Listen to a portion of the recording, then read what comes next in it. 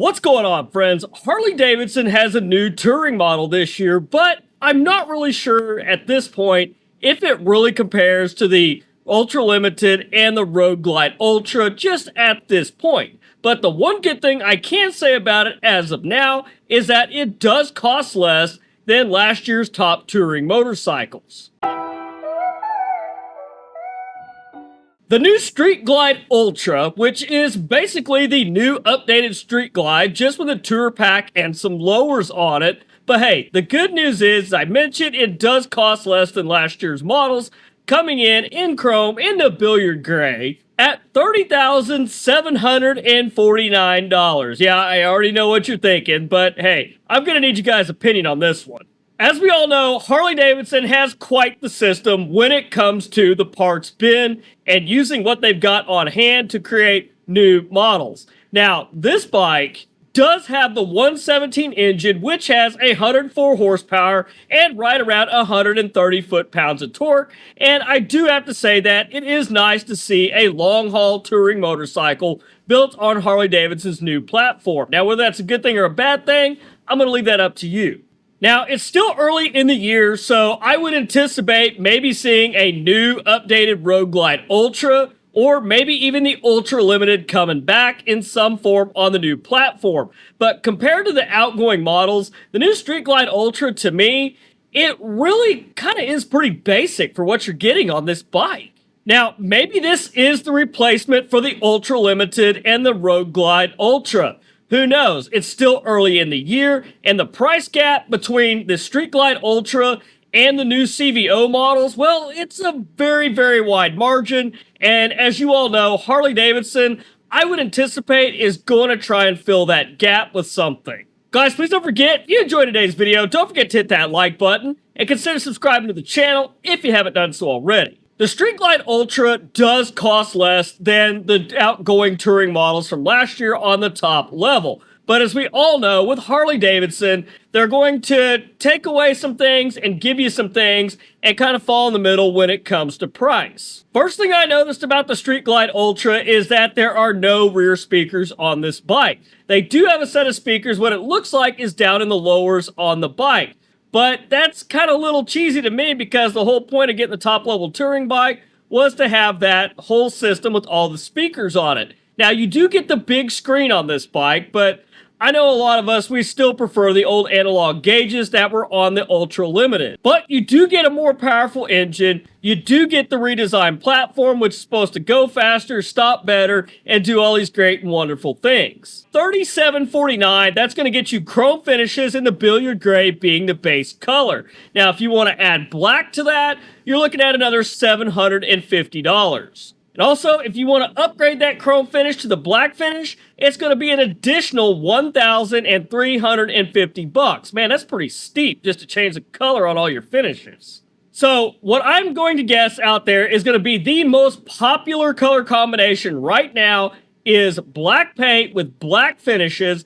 That's going to get you out at $32,849. That's what you're going to be looking at if you want the black finishes with the black paint. Now, per usual, that is before tag, tax, title, and any other dealer fees that could be added onto this. But I will say this, that is still coming in $400 cheaper than last year's base color on the Ultra Limited. And as we all know, the Ultra Limited did have black finishes last year. There was no color option on that bike. The other good news is that the price for the color options did not increase from last year. Black is still $750. Solid colors are still $1,000 extra. Two-tone colors are still $1,800, and this year they have a special color called Mystic Shift, which they're pretty proud of, for an additional $2,200 if you decide to go with that, what I'm guessing is going to be a color-changing purple. Probably pretty cool out in the sunlight, though. Now, I don't think paying damn near $2,000 for a color option really is any part of any kind of sanity, but hey, you know, as I mentioned, at least it didn't go up from last year. So when it comes to Harley-Davidson, I call it a win. Essentially what Harley-Davidson is doing this year with the outgoing Ultra Limited, and I'm assuming the Road Glide Ultra, is that they're really kind of splitting the difference, giving you a new platform with some new upgrades. They're taking some things away, and they're splitting the difference on price. While it is cheaper than last year's top touring models. I wouldn't wait if you're in the market for a new Harley Davidson, because as we saw this year with the 2025 models, they went up $1,800 over the exact same bikes last year. So I wouldn't wait on this. I wouldn't sleep on it. If you really want this bike, I would jump out there and go ahead and get it now, because I can guarantee you next year it's probably going to cost $1,800 to maybe $2,200 more. Who knows what Harley-Davidson is going to do? Now, on the flip side of that, if you're willing to gamble that these will still be available, there are a lot of 2024 models that are still sitting on showroom floors out there at Harley-Davidson dealers. So chances are very probable that there will probably still be a 2025 Street Glide Ultra waiting for you that didn't get sold.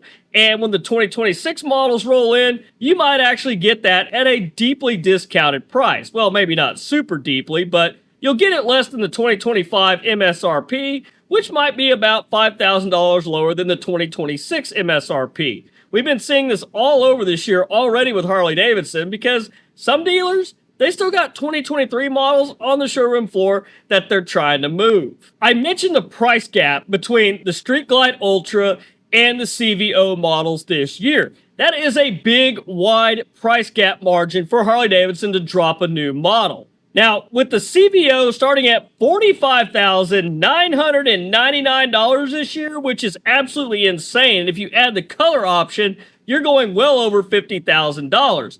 That gap between the Street Glide Ultra and that CVO is $15,250. So I would definitely be looking for Harley-Davidson to drop some kind of model in between those two price points in the coming months going into the summertime. Because you know Harley-Davidson likes to piecemeal things out, try to gain some hype, and a lot of times we all get pretty excited about it, but we all want the million-dollar question, and what's the price? And that pretty much kills any excitement that we have. We go, oh, nice bike, but not worth that money. I don't know what Harley-Davidson's thinking, but somebody might need to let them know that these aren't the glory days of the Evo in the 90s when people were on 2-year waiting lists and paying a couple grand over invoice just to get a Sportster. Those days are gone. Apparently Harley-Davidson is still living in the past pretty heavily when it comes to that. The plan of building less motorcycles and trying to make more on each model, I don't think that's a good idea. I mean, I don't have a litany of business degrees in corporate operations, but I think even Ray Charles could see that that's a pretty bad plan for the long run. I hope that we see a day when Harley-Davidson finally has to cave and start building motorcycles for the people that made Harley-Davidson great. The hardworking folks that get up every day, go out, punch a time card, put in that hard day's work, and they want to get out and enjoy their weekends on a beautifully handcrafted, nice American motorcycle. That's what we need to get back to, is those days like we had with the Evo in the 90s. Yeah, granted, they were still expensive back then, but my belief was they were a lot better motorcycle too at that time. Now, the issue with Harley-Davidson doing that, getting back to building great motorcycles and selling them at a lower price point, that's going to come at a big cost, because as you know, Harley-Davidson, they're going to find a way to make that profit somewhere, and we could end up back in the AMF 2.0 days. But anyhow, guys, let me know your opinion on the Street Glide Ultra. How do you feel that this bike compares to the Ultra Limited that just went out? Is it worth the new platform with the big engine and more power? I don't feel like you get a whole lot on it, but I want to hear from your guys. What is your opinion on this bike? Is it worth it? Would you rather have just the Ultra Limited bag? Who knows? Let's see what happens in the coming days. But let me know your thoughts and feelings down in the comments. But anyhow, guys, that's all I've got for you this week. If you guys enjoyed the video, don't forget to hit that like button and consider subscribing to the channel if you haven't done so already. But till next week, guys, you stay safe on the streets, you ride smart, dodge those cars, and I'll see you guys back here next week with a brand new video. Thanks for watching.